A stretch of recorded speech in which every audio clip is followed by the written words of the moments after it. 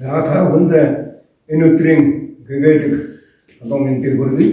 Би 1963 онд ондгоймгийн үлчилсэн зүүн болоо хэмээх газар төрсөн. Тэгээ хүүхэд нас маань одоо малчин ардын малчин хүүхдүүдийн ажлаар өсөд сургуульд байх танхимд үжиж ирлээ. Багш маань халтрын амин гэж багш байсан. Өмнө мандас өмнө хаяад тэр багш маань намайг хамгийн анх ном яруу найраг уран зохиол хөтлөж оруулсан да. Тэгээ 8 дугаар анги төгсөлтөө багштаа зориулж үнэхээр ачтан багш таныхаа үзгэнд чинь огтож хичээл чинь хамт суусан гэж бичсэн. Багш маань намайг надад их баярлаж байлээ. Тэгээд надад нөгөө хүүхдийг урамаар тажигддаг яг үнэн байдаг юм лээ. Тэгээд багш маань тэр надад жаахан хүүхдийн сэтгэлийг хөдөлгөөд тэгээд одоо үнэхээр яруу найраг уран зохиол гэдэг чинь ямар сайхан байдгийг гэж ингэж уран зохиол татагдаж орсон юм.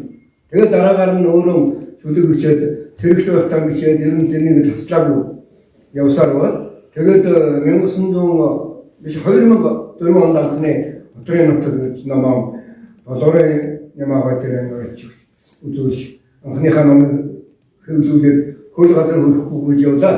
Тэгээ 2014 онд өвсний үнэр гэж шүлэг бичсэн. Тэгээд одоо энэ жил хөдөөгийн анир гэж 3 дахь намаа хэвлүүлж номынхаа баярыг хийлээ. Баярын дотроос бол номын баяр гэдэг бол хамгийн эрхэм баяр байдаг юм байна гэдгийг одоо мэдэрсэн. За ингээд би орчигдох гэсэн салбараас хамбал содонд орж ахыгаа хүндэтгэн дурсмаар байна. Соо өгсөж явна хүнддэг. Тэгээ гэгэнтэн гэж би шүлэг өчөж зориулж бичсэн юм аа. Тэгээ соо өгс маань тийм яг л хүүхд чиг.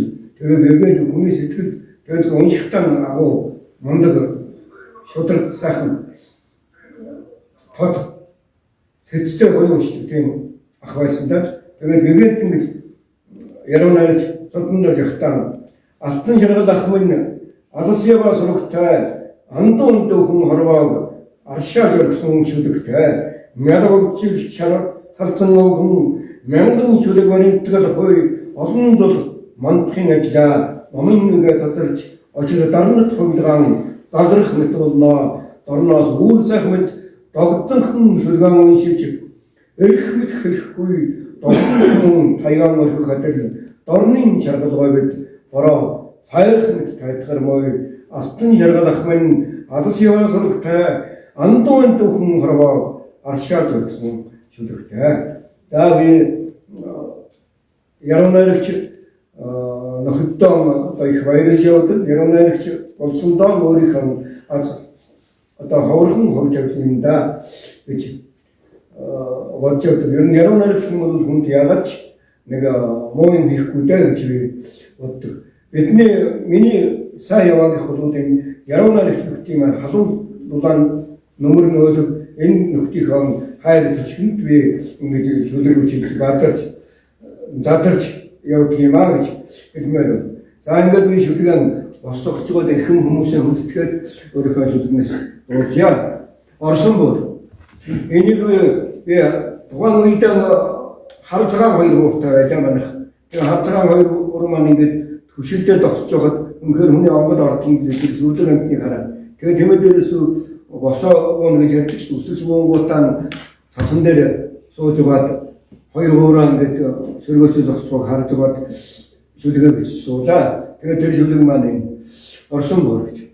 Утга шивнсэн уран сэлбэр уурын хэвлий гэж хуурын тэх бут шиг хоёр өвдөг мод шиг хоёр өрөө шав зогсох нь баримл шатрын ганган гармал идрээсийн нормал их говийн гарвлаа. Харган төөрөлж сүр үзүүлж налан хад өдөртлөг шиж шүтчгэн үл шүхрэн шил цорхой гэл харуур идангуудын хүйтэн толдрон их толдрон цасцуулгын цагаан толгойлсон харуур сасан дээгүүр налгаж унан наахнан их цагаан буур нар халахад очнэвсэн өтгөн догдолт нь уусгад ширэн өрлөн цагаан хөөсөн өвлийн агаад шидлэн ширээ өхөн туйлцж ганхан хэрвэн тавхайн голгож гიშгэн хаямл ингэнүүд шээсэлтэн хазуусан тайлаг шацгаалтэн цагаан толгойсон харгуур сасан дээгүүр налаж онон орсон бүр зурсан дүргийн хуурын хөнгөрөө шиг уурын хөнгөрөөнд талын жавар өргөж тавхайн цас айшгтна. За ингээд мөн хөдөөгөн нөгөө би тийм нэг юу зохиолчны одоо сэтгэлээр баштоорог хэлсэнгүй бол шүлгэнд мөрдлөг болгож явуулсан. Талын тухай шүлгэнээс мөн тааны өмнө хангалахгүй бол бичсэн тэрмэн шүлэг биш. Би өөрөө найрагчээ. Ажилчны тухай шүлгэнээс мөн алхны туншилт сонсгохгүй бол бичсэн тэрмэн шүлэг биш. Би өөрөө найрагчээ гэж. За энэ тэгээд мөн хөдөөгөн хоньныхан дэргэд өгсөн нэг шүлэг авах шиг намар ямар гэж. Өвсөн дунд малын зоо саран итгий шиг цохолзаад өөрөм та гэж ирээд нэгэн мөсгүй намайг хүндлээд гүн тэнгэрийн өнгөт хог таврууд гүцнээс дар саялах хамт тонголзаад намар ямар амар амархан юм бэ. Отгон нэлний цаахан солонго татаад борож аалуу чигэндээ бүр газар дэрэг төлгүүлээд шинх бүртээ хараад шилтээ гарсан мэт нэвтрэлтэй намар ямар сайхан юм бэ. Модны навчс нулимсан хэлбэртэй унаад Монгол замгаараа гарчих мэт салхи түүний нийлбэдэл олон хүмүүс намайг зэрэг магтаад онгод мөнгө өсчихгүй би өхөж чадандаа гэж түүнээр хаадаг. Эрхэлжил байгаа юм аа их орондоо.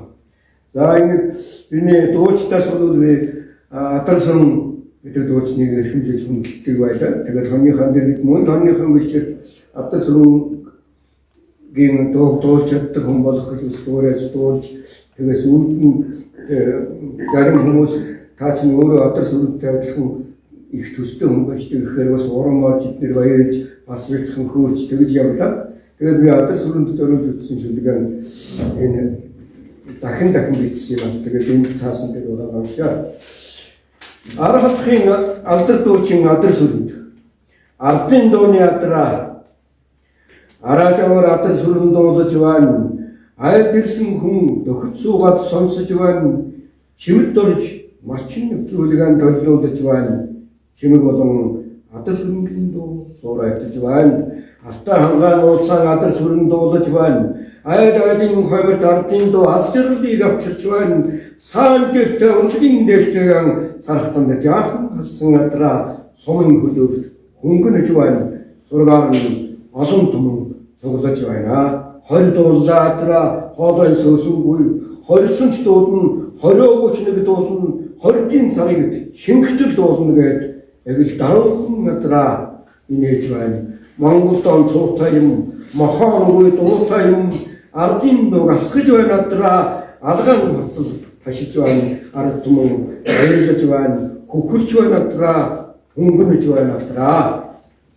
Ардын дуучгийн чуулгын одон явуулаад ард түмэндээ хүндлүүдэд ид байлаатраа их ордонд ч дуулаж явлаа. Илүү өртөж хөөрхний дуулаж явлаа. Ховорхон яасан авьяасандаа нэрдэж их хэмсэг яваагүй тэ атраа ард түмэн сайхан дуугаар чинь ангаж байна юм уу атраа арслан хөрхөрхний тоодыг чинь дурсаж ил байна атраа атраамен ард түмний хайрын ганцхан сатраамен агтай эдэний аскраамен ахин дахин дуулуулмаар амин зүрхний багтраамен атраамен ардын сайхан дууны аялагтай амьд ганц бурхан байна. За ингээд баярлалаа та бүхэнд уран бүтээлч нөхдөөгөө уулзаад сэтгэл хөөрч баярлаж байна. Та бүхэнд их баярлалаа. Номын цагаан өрсөж